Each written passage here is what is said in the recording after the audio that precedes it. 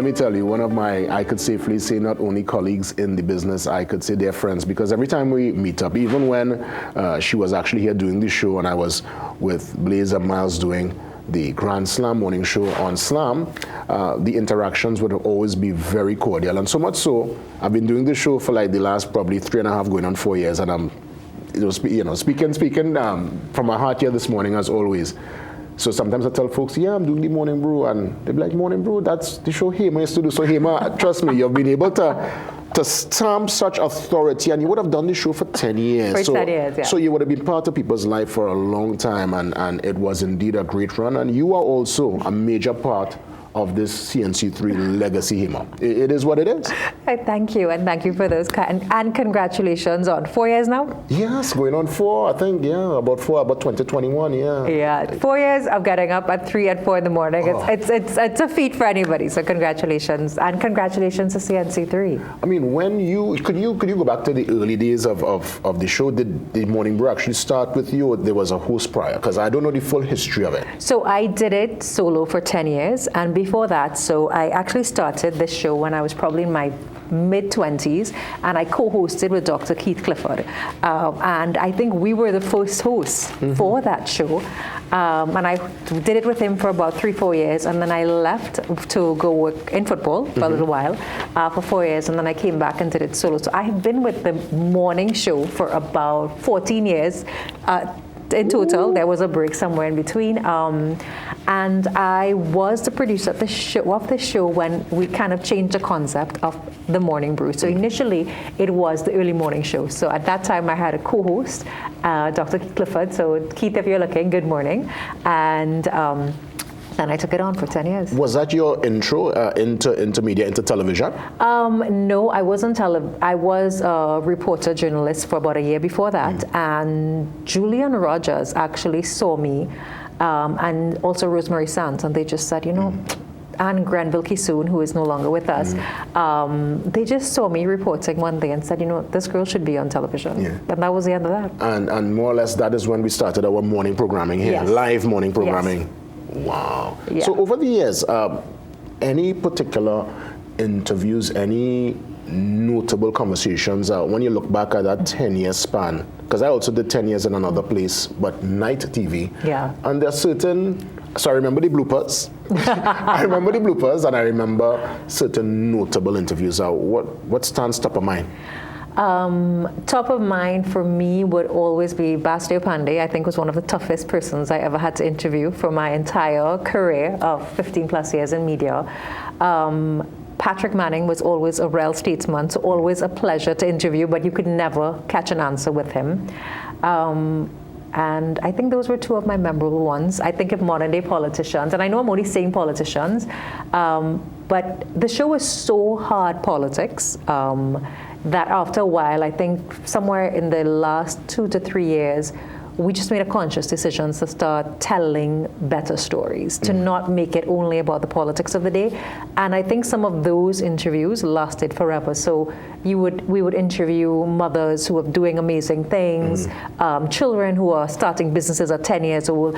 And I think at that point, because I was telling you, after 8 years, I started to just not like what I was doing. And I think we made just a conscious effort to start reshaping the show into the Morning Brew, where you got some motivational items as well. But those 2 interviews, I think 2 interviewees are 2, I had some moments I think stand out, and I would only just name the politicians. Mia Motley was a great interview that I had. Okay. I did the final interview with her. She was CARICOM chair on this show. And I was the first person to interview Irfan Ali when he became president of Guyana. Amazing. Yeah. Amazing. And you know, that transition that happened with the show, it kind of continues today. We're building on that legacy where, yes, we still deal and treat with the politicians and issues around the economy and crime and all these hard issues, but it's morphed certain days, especially a Friday, into like a magazine program where now we have poetry, we have folks come in and sing and dance, and it's really just being able to strike the balance. But again, the foundation would have been set by you. And I want to find out, right before you would have moved into your corporate engagements, when you left the show, you were actually doing morning brew, and I used to see in the building like real late. What was your full scope down to the very end of it? Down to the end, because I also held the position as head of content. Oh my goodness. But I was holding on their business show, so I was the face of the business show. And then I would have always anchored all of the major events. So flooding, budget, I would have just been the face of all of that. So for a little while. And you know, I do think it's a really crazy job when you're a journalist, but also when you're doing this. You have a great team of people. I always say, you know, the people in the back and in that room really make it happen. But I think I was blessed to not just make amazing connections with the conversations here, but some of my best friends are people that I work with. Yeah. So, you know, I'm still very close to Golda, Kamal, Robert. We all started media at the same time. So we literally all started media about 20 years ago. And I was joking and say it's trauma bonding, but, you know, you really do meet people who toil and have the same vision, same principle, and some of the best people I've met is because of my interactions in media. People don't understand sometimes what happens on the back end and the kind of discipline. So like for me, I'm, as you know, still very much within the entertainment and cultural space, and there are many times I'll have to pass up on invitations in the week because I try to get into, at least try to get to bed at a certain time. Even if I might get in late, at least I'm home and settled, as opposed to out and you have to come home and then settle yourself. So walk me through that line of discipline and the sacrifices that you would have made on the back end for those 10 years. So being a female host is always interesting because, you know, you have to be in hair and makeup at 4:30 in the morning. Oh my goodness. So jeez. You really didn't have... so you said get up earlier than even me. I know. Yeah. I try to get up at least at 4. Yeah, so it had to have to be in a makeup chair for 4. And because it was just so intense with news, like people always expected you to know every single thing that happened in the news. So if you didn't have an opinion, it was people would feel upset. And I remember always being out and people would come and say, hey, what do you think about this? What do you think about that? And I'm like, well, you know, you try to just be as politically correct as you can be, but you had to just be on top of everything. It was a lot of, but I think it trained me for everything else. You know, you talk about the transition into corporate, but it allows you to understand people. It allows you to understand our society. And I say that because now that I'm in corporate, you see so many people who live in bubbles, like they don't understand the country that we are from.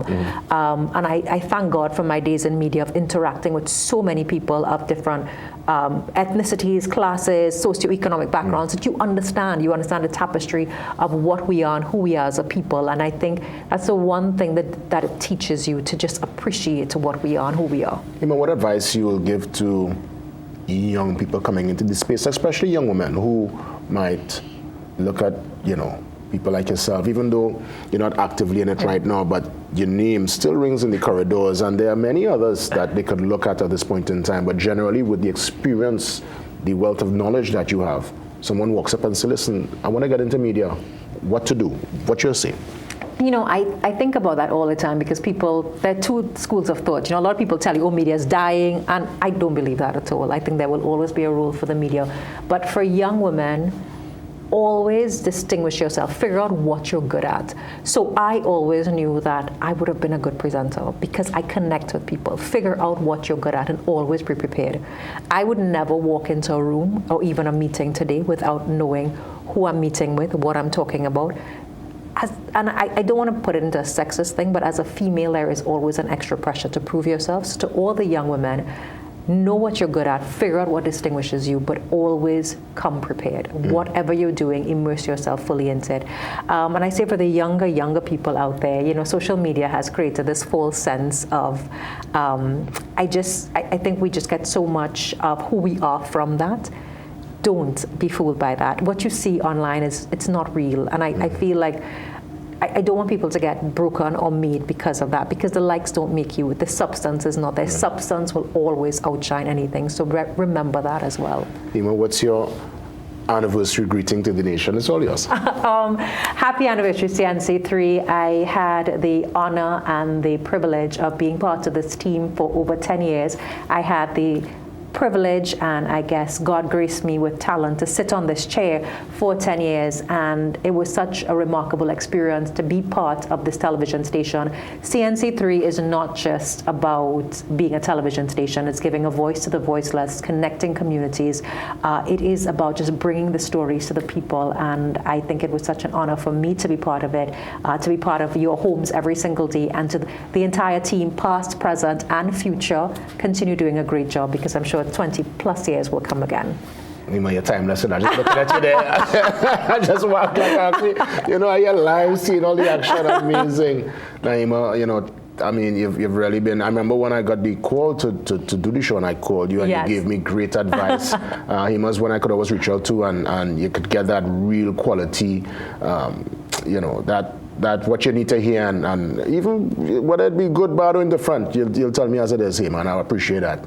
Thank you so much. You have done an amazing job, Jason. I'm so happy to see all that you have done, and all the crew, and all the team, and all what they've done. Thank you so much. I mean, as I said, the foundation was set, and the foundation started since the early morning show. I want to take you back to a throwback here, Hema. Oh my God! Let me bend my head down. Bring it! No! Yes! The early morning Where did you all show. get that? They pull it out the archives, So that's the guy you said you saw who's with? Yeah, Dr. Keith Clifford. Oh my God, that photo has to be like 25 years old or something. Wow, yeah. Archives. The early morning show. God, you couldn't get a better photo. Hema, enjoy. Thanks so much for being here. Thank you. Yes. Thank you. We're going to come back. Ria's going to join me. Samson's going to join me. We continue to just celebrate and reminisce and celebrate 2 decades in the business. CNC3, happy anniversary.